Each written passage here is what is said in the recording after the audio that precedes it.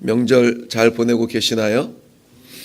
참 좋더라고요. 식구들도 다 흩어져 있던 식구들 만나서 얼마 만인지 모르겠어요. 그렇게 가족끼리 모여서 예배를 드리는 게 참 의미 있고 행복한 시간 어제 저는 보냈습니다. 건강하시고 우리 가족들 모두 다가 영적으로 건강하고 소망을 가지고 함께 나가는 그런 그 믿음의 동지 큰 울타리더라고요. 저에게는. 저는 몰랐는데 저를 위해서 계속 그렇게 기도하고 응원하고 있었다고 그 이야기를 들을 때 왠지 좀 부끄러웠어요. 나는 그냥 내일 나만 이렇게 열심히 가고 있었는데 내가 가는 게 아니었구나.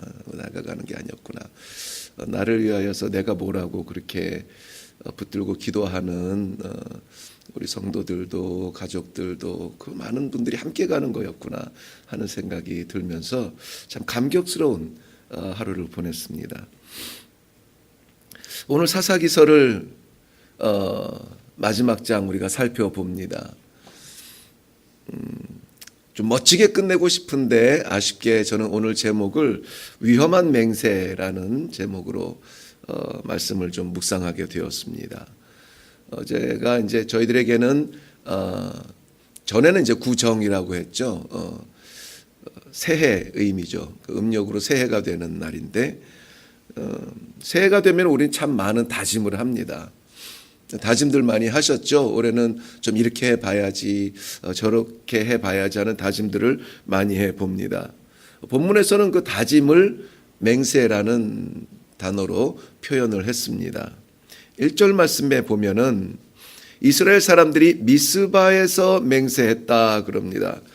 미스바에서 맹세하여 이르기를 우리 중에 누구든지 딸을 베냐민 사람에게로 아내로 주지 아니하리라 하였다는 것이죠. 미스바에서 맹세한 이 맹세는 이 베냐민 지파와 이 형제 간의 그 전쟁을 하기 직전이었죠. 그럴 수가 있어? 이런 나쁜 놈들 하던 그때였습니다.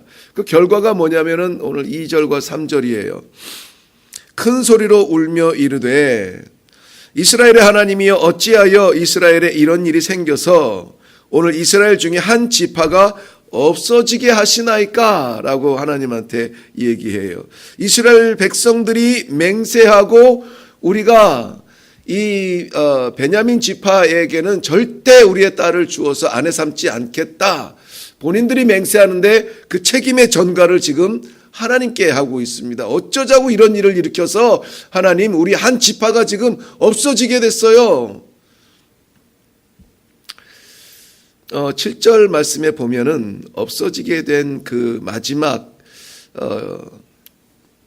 마지막 한 줄기 그 남은 자들에게라고 얘기해요. 그 남은 자는 베냐민의 전쟁 가운데 남은 자들이거든요. 이 남은 자는 우리 20장에 가보면 20장 47절 보면 이스라엘의 연합군과 베냐민의 전투가 벌어질 때에 베냐민 사람 600명이 돌이켜 광야로 도망하여 생존한 그 사람들이에요. 그러니까는 도망한 600명 외에는 기브온 땅에 있는 모든 베냐민 사람들이 다 보이는 사람들은 다 죽였다고 했으니까 이 남은 자들이 다 용사들인데 전쟁에 살아남아서 연명은 할 수 있지만은 아내들이 없음으로 인해서 이 베냐민 지파가 지금 이 600명이 사라지면 더 이상 존재하지 않게 되는 거예요. 왜냐하면은 자기네들이 이렇게 맹세했거든요. 우리 가운데 누구도 이 베냐민 지파에게 아내로 주어서는 안 된다 맹세를 한 거예요. 그런데 그 사라지게 된 책임을 지금 하나님한테 묻고 있는 것입니다. 그리고는 눈물을 흘리면서 하나님 앞에 이야기한다고. 이 눈물은 회개의 눈물은 아닙니다.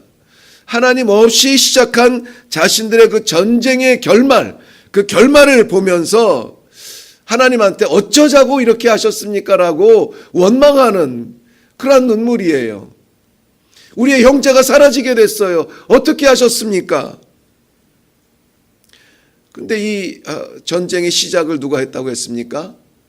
자신들이 결정을 했어요. 자신들이 싸워서 치자고 일어나자 합하고서는 그 전쟁의 결말을 보니까 끔찍하니까 아이고야 이거 무슨 일이야 라고 지금 후회하고 있는 겁니다. 5절 말씀 볼까요? 또 다른 맹세가 나옵니다. 5절 말씀 보면 이스라엘 자손이 이르되 이스라엘 온 지파 중에 총회와 함께 가서 여호와 앞에 올라오지 아니한 자가 누구냐 하니 이는 그들이 크게 뭐하기를 맹세하기를 미스바에 와서 여호와 앞에 이르지 아니하는 자는 반드시 죽일지니라.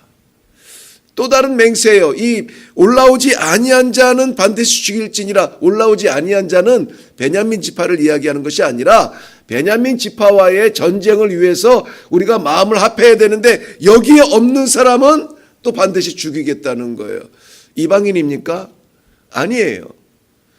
이스라엘 백성들이 모여서 자기의 형제 베냐민을 치러 가는데 안 모인 사람들은 반드시 죽이겠다. 뭐 하고 있어요? 맹세하고 있다는 겁니다. 맹세예요.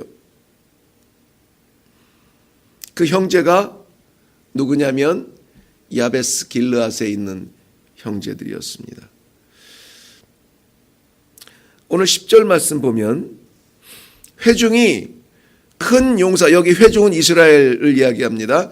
큰 용사 12,000명을 그리로 보내며 그들에게 명령하여 이르되 가서 야베스 길르앗 주민과 부녀와 어린 아이를 칼날로 치라. 칼날로 치라. 죽이라 이거예요. 그런데 길르앗 땅에 있는 이 야베스 성읍에 있는 주민들은 누구냐면은 므낫세 반 지파의 백성들이에요. 이 길르앗 땅은 요단강 동편에 있는 므낫세 지파, 루벤, 갓, 므낫세 지파가 차지한 그 땅에 있는 야베스라고 하는 성이에요. 성읍. 형제와의 전쟁에 형제가 동참하지 아니하였다고 해서 그 형제를 공격하는 다른 형제, 이거 전율이 소름이 끼치는 끔찍한 일 아닙니까?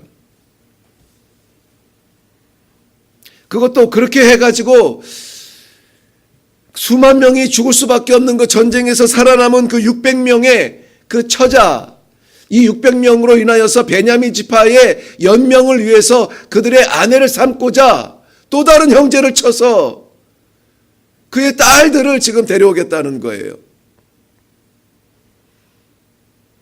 그런데 그 야베스 길르앗을 쳐서, 형제를 쳐서 다른 형제의 필요를 채우기 위하여서 전쟁을 했는데 데려온 그 처자들이 수가 차지 않아요. 그러면 어떻게 합니까? 나머지는 오늘 읽지 않았지만 19절에서 20절 말씀 보면 19절 또 이르되 보라 베델 북쪽 르보나 남쪽 베델에서 세겜으로 올라가는 큰 길 동쪽 실로에, 실로 아시죠? 실로에 매년 여호와의 명절이 있도다. 그런데 베냐민 자손에게 명령하여 이르되 가서 포도원에 숨어 보다가 실로의 여자들이 춤을 추러 나오거든 너희는 포도원에서 나와서 실로의 딸 중에서 각각 하나를 붙들어 가지고 자기의 아내를 삼아 베냐민 땅으로 돌아가라. 쉽게 말하면 너희가 아내를 얻어야 하는데 없잖아. 그러니까는 실로에 보면은 매년 여자들이 올라와서 여호와 앞에 축제를 하는데 그 여자들을 데려다가 아내를 삼아라. 납치해서 아내를 삼으라는 얘기예요. 잘못을 덮기 위한 잘못이 계속 반복되고 있어요. 그 주권을 지금 누가 가지고 있냐면 이스라엘 백성들 회중이 이야기하고 있는 겁니다. 그리고 끊임없이 반복해서 말합니다. 우리가 맹세하여. 지금 이스라엘 백성들이 맹세하고 치르는 이 모든 싸움, 형제를 향하는 싸움이라고 했습니다. 정작 심판하고 싸워야 하고 제거해야 되는, 뿌리 뽑아야 되는 그 땅에 남겨져 있는 하나님의 명령에 따랐던 그 가나안의 7족속들, 이방인들이 아니라 그들의 우상이 아니라 형제 간의 싸움에 목숨 걸고 맹세하고 있는 겁니다. 목숨 걸고 맹세하고 있어요. 이스라엘의 마음을 합하고 모인 40만 명이 모여서 수만 명의 사상자를 내며 성들을 불태우고 공격하고 무너뜨리고 예배드리러 오는 자매들을 납치하여 아내를 삼고 동족과 형제들 간의 싸움으로 이 황당하고 슬픈 역사를 기록하고 사사기서는 끝을 냅니다. 그리고는 이렇게 결론을 짓죠. 마지막 절, 그때에 이스라엘의 왕이 없으므로 사람이 각기 자기의 소견에 옳은 대로 행하였더라 라고 말합니다. 끝. 이스라엘의 왕이 없었던 것은 아니었죠. 살아계시는 영원하신 하나님의 왕을 인정하지 않은 것입니다. 인정하지 않은 거예요. 세상에 그럴 수가 있어?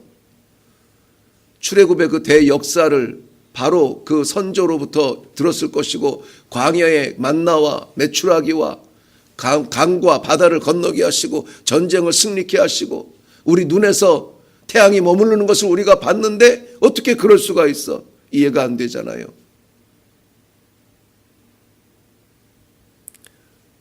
우리들의 이야기는 아닌지 모르겠습니다. 우리를 구원하시고 살아계신 하나님께서 오늘도 우리를 위하여서 손 내밀어 붙잡아 주시고 인도하여 주시고 동행하여 주시는 하나님 앞에 우리는 오늘도 우리의 의지대로, 우리의 계산대로, 우리의 원하는 대로 왕이신 하나님을 인정하지 못한 채 하나님을 차선에 놓고 우리의 형편을 우선에 놓고 살아가지는 않는지, 우리가 내세우는 이 얄팍한 맹세를 정의라고 착각하면서 살아가지는 않는지, 그러한 어리석음이 오늘도 반복되지는 않는지. 사랑하는 성도 여러분, 사사기서는 12명이 아니라 13명이 아니라 얼마나 많은 사사들이 등장을 하고 사라졌던 시간에 그들의 영웅들의 이야기가 아니라 하나님 없이 시작했던, 하나님 없이 끝내려는 이런 안타까움의 역사가 이 시대에도 반복되어서는 아니 된다라고 하는 하나님의 간절한 부르시는 은혜의 말씀인 것입니다. 오늘 우리는 우리의 얄팍한 맹세와 각오와 우리의 결단이 아니라 하나님 무엇을 원하시나요? 하나님은 나의 왕이십니다. 나의 전부이십니다. 나의 주권자이십니다. 내 행 불행의 주권자이시고 내 건강과 내 생명의 주권자이시고 하나님을 믿는다면, 왕으로 인정한다면 우리는 높은 곳에서 교만해서는 안 되고 우리는 낮은 곳에서 바닥칠 필요가 없다는 말씀이에요. 하나님이 결론 짓기 전까지는. 우리의 왕은 누구십니까? 하나님이십니다. 사사기서 22장이 기록되어진다면은 우리의 삶 가운데 왕이신 하나님이 살아 계시어서 우리의 이러한 형편에도 하나님께서 이기게 하셨다라는 우리의 사사기가 기록될 수 있기를 바랍니다. 왕이신 나의 하나님, 내가 주를 높이며 영원히 주의 이름을 송축하리이다. 사사기의 끝이 너무나 안타까우니 오늘 이 찬송 우리 찬양 같이 부르면서 마무리하면 좋겠습니다. 우리는 분명히 왕이 계십니다. 4년 임기의 왕이 아니라 영원한 왕이 우리에게 있다는 이 사실이 오늘 우리에게 새 힘을 주실 줄로 믿습니다.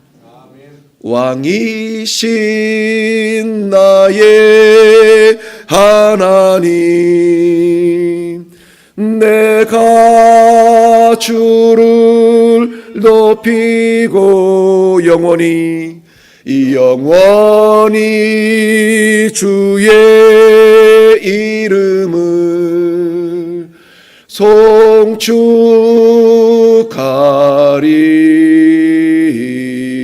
다시 한번 합니다. 왕이신 나의 하나님, 내가 주를 높이고 영원히 주의 이름을 송축하리다.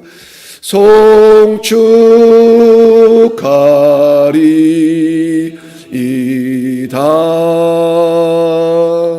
기도하겠습니다. 하나님은 분명히 살아 계시어서 어제도 오늘도 역사하여 주시는 그 역사 가운데 우리가 살아가고 있습니다. 그럼에도 불구하고 얼마나 많은 순간 이 사사기에 기록된 안타까운 역사처럼 하나님 없는 것처럼 살아가는 삶이 얼마나 많았는지, 하나님을 왕의 자리에서 내리고 우리가 그 자리를 차지하며 내 가는 길을 도우라고 하나님을 사용하였는지, 우리의 불안했던 삶을 하나님께서 너무나 잘 아시고 사사기를 통하여서 아니다, 내가 너의 왕이다, 내가 여호와임을 알라, 내가 너의 생명의 주인 아니냐. 사랑의 메시지로 저희들에게 은혜로 인도하여 주신 하나님 감사합니다. 알았습니다. 받았습니다. 믿습니다. 하나님은 우리의 왕이십니다. 단 한 순간도 변하지 아니하는 그 왕좌를 하나님 앞에 올려드리게 하여 주시옵소서. 사랑하는 성도들, 오늘 이 하루를 살아갈 때에도 영원하신 창조주 하나님을 왕으로 섬기는 멋진 신하들의 삶이 되게 하여 주시옵시고, 어디에서도 비겁하지 아니하고 어디에서도 담대하고 당당하게 우리 왕의 사신으로 살아가는 축복의 삶을 살게 하여 주시옵소서. 감사드리옵고 예수님의 이름으로 기도하옵나이다. 아멘.